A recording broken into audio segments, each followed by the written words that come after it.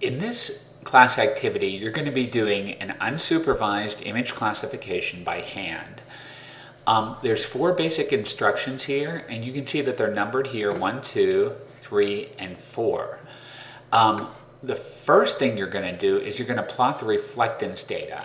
The reflectance data values are shown down here. So this is the entire remote sensing image here. Each one of these represents the brightness value of a grid cell for a different band. This is the visible red band, and this is the near infrared band. And you can see that they're also labeled here and here.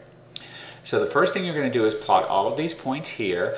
Then you're going to put some sort of shape, a circle or a square or something around the area where points are clustered. And you should find 4 different clusters, which you can just start out by calling A, B, C, and D. Depending on what cluster each of those points falls into, you'll then fill out the land cover map, which is of course the same size as the 2 images you have. Every one of these images will be converted into a land cover type, and the A, B, C, or D will be based on where they plot on this graph here. And then once you have your A, B, C's, and D's on, then you can actually tell what those A, B's, and C's, A, B, C, and D's mean by looking at how these different things like water and forest and sand respond in those 2 different portions of the electromagnetic spectrum. These 0s to 255s here will be what the sorts of values are related to what we see in these, for example, the visible red here, and what we expect for those different features here. So let's talk about how to get started. I'm just going to move over to PowerPoint because it's easier to draw here.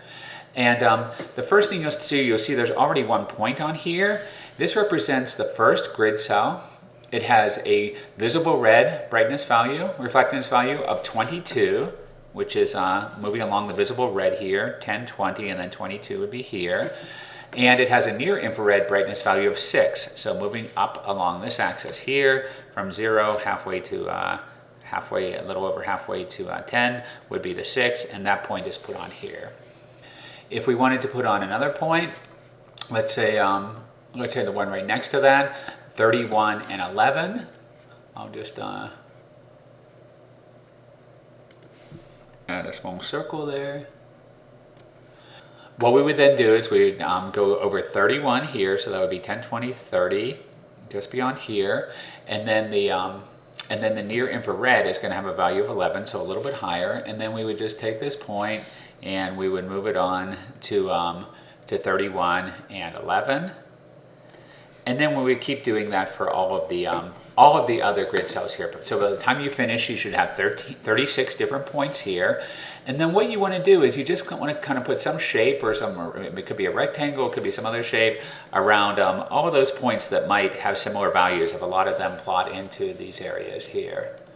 So all of your points should show up in one area here, and maybe there's another area somewhere else on your graph where a lot of other individual points show up. And it can be a different size rectangle, of course, or circle, or any other thing you want to put on there. But you'll kind of put on these different categories here. This is going to be your A, B, C, and D. So you'll call one of these A, you'll call one B, you'll call one C, and you'll call one D. And then for all of those points there, you'll have to go back and see which points those are. It helps to label them, right? Just like this point was labeled number 1, we would want to label the next point that we already put on number 2.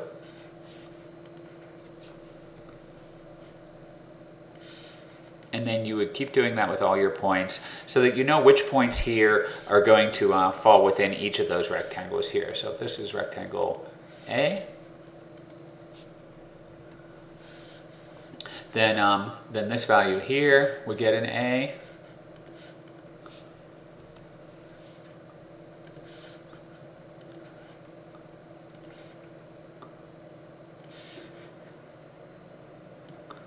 And so with the value next to it. By the time you fill this in, each one of these will have an A, B, C, or D, depending on which rectangle these points fall in. And then you'll have to, and then by looking at that last part here, you'll be able to actually see what those A, B, C, and D's represent as far as these potential land cover types here.